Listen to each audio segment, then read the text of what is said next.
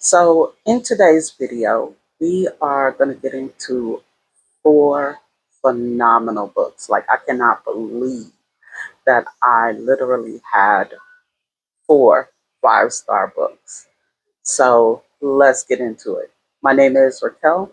This is where we come to celebrate and explore Black books. So the first book we're going to talk about is Joliet. Joliet is Joliet's two main characters are Lovey, whose nickname is Slim, and Rich, whose nickname is Pup. So Lovey comes from a background of DV, winds up in a DV situation, runs away from that, gets back home to her aunt and uncle who raised her. Her aunt is very cautious with her. She doesn't really know how to handle Lovey because Lovey's had some trauma issues since she was a child. And so she's thinking that doing what she did with her sister will push her in that direction. So she tries to do the opposite and inadvertently pushes her into the same situation as her mother. So when she comes back home, it doesn't occur to her aunt that she knows something is wrong, but it doesn't occur to her that it could be possibly this same situation that's been looming over their family now. And she kind of allows Lovey to do her own thing, and she thinks that she's kind of holding a tight range on Lovey, but really she's being a little bit neglectful. And Lovey winds up meeting Rich. Now, Rich is an underground fighter. He has been fighting since the age of 13. He's very good at it.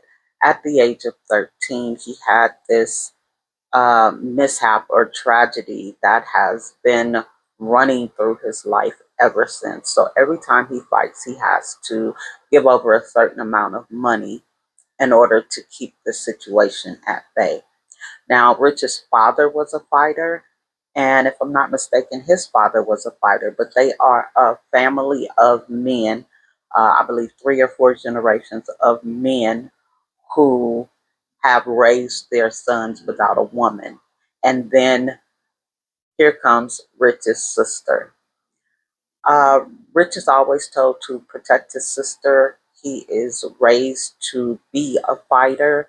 He is raised to pretty much take care of everybody else, to carry the weight and the burdens of other people, and almost like neglect himself. And he winds up meeting Lovey. Now, between him and Lovey, they are both missing these really big chunks out of their lives. And weirdly enough, they both complement each other because they're both giving to each other what the other one needs.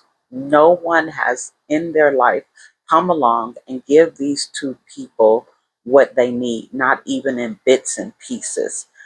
But for them to be given to each other wholly what they need has made a instant connection between the two. However, there are forces on the outside that are working to keep them apart. This was such a beautiful story. I literally cried, which is not something that I do often. This story was so good, it tugged at my heartstrings. I believe I went through every single emotion. I was I was scared for Lovey. I was disappointed in Rich. I loved how he treated her. I sometimes she irritated me. She was, you know, being spoiled and bratty. But then there's another point in the story where I'm really proud of her.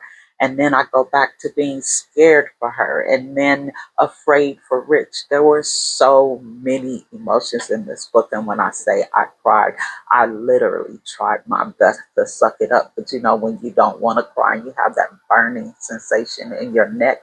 and it's there and it's on the tip of your lids and you don't let it fall, that is crying for me. And that I did. This was a great book. I've only read one other book by Release, which was For the Night, which was also awesome. Very good book. But this one took the cake. I would dare to say it is up there with Tangled Hearts. And she picked Flowers on Sunday. So, yeah, Joliet was 5 stars all the way. And then the next book would be The 19th Hole by Evelyn Latrice. Now, mind you, all of these books are slow burns. And so for The 19th Hole, which is about a black guy who lives in a city called Crescent, which is like a hood. And he is authentically himself. The thing about golf is not particularly meant for black people. And so when he enters into golf, everything about him resists what they consider to be a golfer. Like just his skin being black, the way he talks, the tattoos, the like everything about him says that he's not a golfer except his swing. He is a prodigy, he's a genius when it comes to golf. But all of the underhanded comments, the racism, the uh, questions that are, delving into why he wants to be in this sport, if or not he fits into the sport, the way he talks. So it's like they are trying to change who he is. And why does he need to change who he is? If he's a great golfer, he's a great golfer. So they have this incident where he needs a break and so he can regroup and focus. He goes to this place in Juniper Falls, which is a retreat for golfers. Now, the main female character at the retreat is a young lady named Meadow. Now, Meadow's parents are, of course, the owners of this retreat, but her mother is in some sort of mental decline. They don't really tell you what it is. I can assume that it might be Alzheimer's, but I don't know that because they don't say it, and I don't really know enough about it to say it. But her father is an older gentleman. He is worried about the mom and, financial things. And so most everything that happens at this retreat falls on Meadow's shoulders. And so now, instead of Meadow being a young woman who's out, you know, with a career or exploring life, trying to see what she wants to do with herself, she is shouldering the burden of everything that goes on at the retreat. She meets Zaire, which is the man who comes to the retreat to get his focus back. And initially, um, they are, I wouldn't say it's enemies to lovers, they just don't know each other. But as they become friends, she has a preconceived notion of who he is and what she thinks. And once she gets to know him, he is not who she thinks he is. And he really just wants to, relax. And part of relaxing for him would be helping her out. And they become really close. Um, some of the things that she needs help with as they become closer, she's a very prideful person. She doesn't want any help because she hasn't had any help. She always, felt like she had to shoulder this alone. And not only does she not know how to accept help, she feels like if she accepts the help, then he's going to want something from her, and which is not true. But they wind up giving to each other what it is the other person needs, building this beautiful, beautiful new legacy, because the legacy of this retreat is her parents. And it's almost, just crumbling right before them. This was an awesome story. I enjoyed it. It was 5 stars. If I can say so myself, it was 5 stars, 5 stars. But I love me some Evelyn Latrice. Slow burn. Um, and then we have Mia, which is part of the Dillinger series. It is book 6 in the Dillinger series, and also Jada, which is book 4 in the Dillinger series. Now, I wanted to talk about these two books in particular from the Dillinger series. Number one, because when I discussed the Dillinger series, I forgot about Jade. And number two, Mia and Jade are the only two girls in the Dillinger clan. So Jade is the only girl of the four Dillinger brothers. And if you've either had a number of brothers and was the only girl, or just being in the company of family that are mostly men, you become like you're in a bubble, so protected that nobody can almost talk to you. And this is what happens with Jade. And there is, and she's feeling some kind of way, like maybe she's not supposed to, have a mate, fall in love, and, do normal things, because she can't ever seem to find the right guy. Or if she finds a guy, he isn't strong enough to get beyond the barrier of her brothers and her father, until this one guy comes along whose name is Quaid. Now, Quaid is aware of her, even though she is not aware of him, and he has to find a way to be able to break through that barrier, which he does. Now, I don't know if he knows how dangerous it is for him to do what he's doing, but he definitely finds out. But for Quaid, in order to get to Jada, it is all well worth it. I love this story because it was two sides of the same coin. Everybody talks about how opposites attract. This time it was two sides of the same coin. They were both tech geeks. They both loved Legos. They were both a part of a family business. They both cared about helping other people. They had so much in common.